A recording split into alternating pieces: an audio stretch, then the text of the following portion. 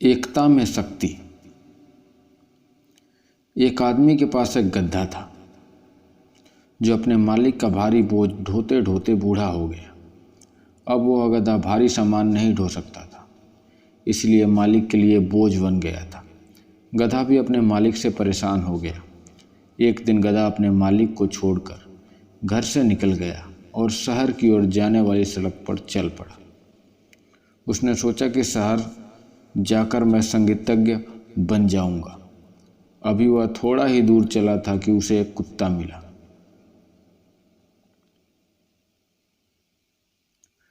वह थका हुआ था।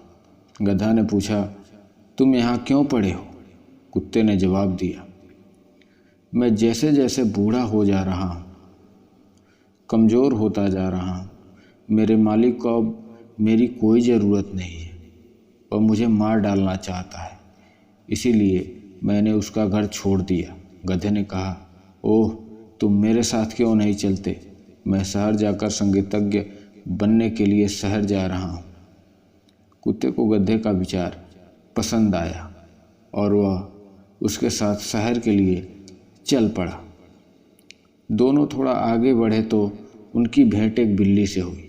बिल्ली उदास थी क्योंकि उसकी मालकिन उसे डुबो देना चाहती थी।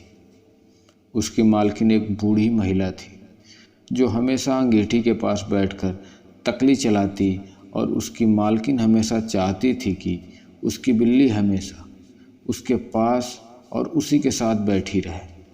इसीलिए बिल्ली अपनी मालकिन के घर से भाग आई।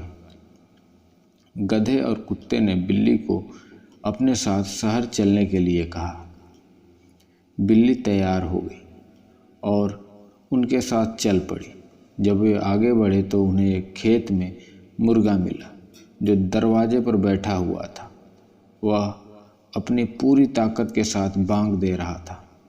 गधे ने ढेंचू ढेंचू की आवाज़ में मुर्गे से कहा कि मुर्गे भाई, तू इतने उदास क्यों हो? मुर्गे ने जवाब दिया, मैं अच्छे मौसम की भविष्यवाणी कर रहा हूँ क्योंकि आज ही के दिन मेरी मालकिन बच्चे की छोटी कमीज़ें धोती हैं। वह उन कमीज़ों को सुखाना चाहती हैं, लेकिन मेहमान आ रहे हैं और रात्रि के भोजन के लिए वह मुझे पकाना चाहती हैं। गधे, कुत्ते और बिल्ली ने कहा, तुम हमारे साथ चलो, हम संगीतज्ञ बनने के लिए शहर जा रहे हैं। मुर्गा उनकी बात सुनकर सहमत हो गया। अब वे चारों आगे चल पड़े। चलते चलते रात हो गई। सबने रात उस जंगल में बिताने की सोची। कुत्ता और गधा एक बड़े पेड़ के नीचे लेट गए। बिल्ली और मुर्गा पेड़ की डालियों पर बैठ गए। मुर्गा उड़कर पेड़ की सबसे ऊंची डाली पर जा बैठा। अचानक मुर्गे को दूर आग जलती हुई दिखाई पड़ी। उसने अपने साथियों को बुलाया और उन्हें वह रोशनी दिखाई। फिर उन सब ने वहाँ जाने की सोची। शायद वहाँ उन्हें कुछ खाने के लिए और रहने की जगह मिल जाएगी। वे चारों रोशनी की ओर चलते चलते एक घर के पास पहुँचे जिसमें डाकुओं ने रोशनी कर रखी थी। सबसे बड़ा होने के कारण गधा खिड़की के पास गया और अंदर झांका। मुर्गे ने पूछा, तुम्हें क्या दिखाई दे रहा है?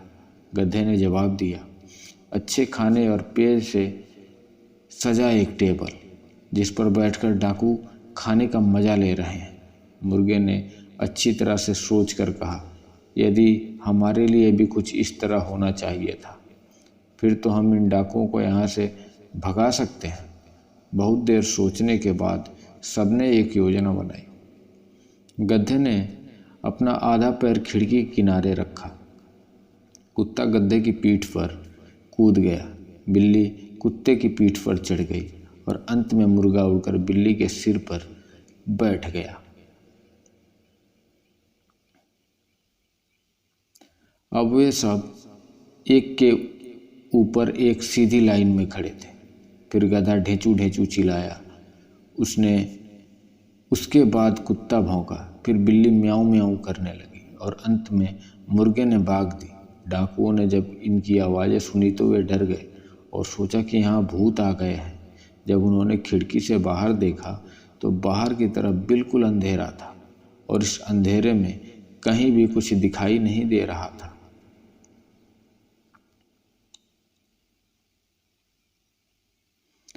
फिर सभी ने जोर जोर से गाना गाया। डाकू डरकर घर से भाग गए। चूंकि घर खाली था, सभी जानवरों ने टेबल पर बैठकर खाना खाया। उसके बाद सबने वहीं आराम करने का फैसला किया। इस तरह उन्हें अपने लिए अच्छी आरामदेह जगह मिल गई। वे वहीं सोने के लिए लेट गए। जब आधी रात गुजर गई तो डाकू उस घर में वापस आए। जैसे ही वे रसोई में गए, उन्हें बिल्ली की लाल आंखें दिखाई पड़ी। वे पिछले दरवाजे की तरफ भाग गए। वहाँ कुत्ता सो रहा था। वह उछल पड़ा और उसने डाकू के पैर में काट लिया। फिर वे आंगन में भागे, जहाँ गधे ने उन्हें एक दुलत्ती मारी। अंत में मुर्गा ऊपर से चिल्लाया, कुकड़ू कू।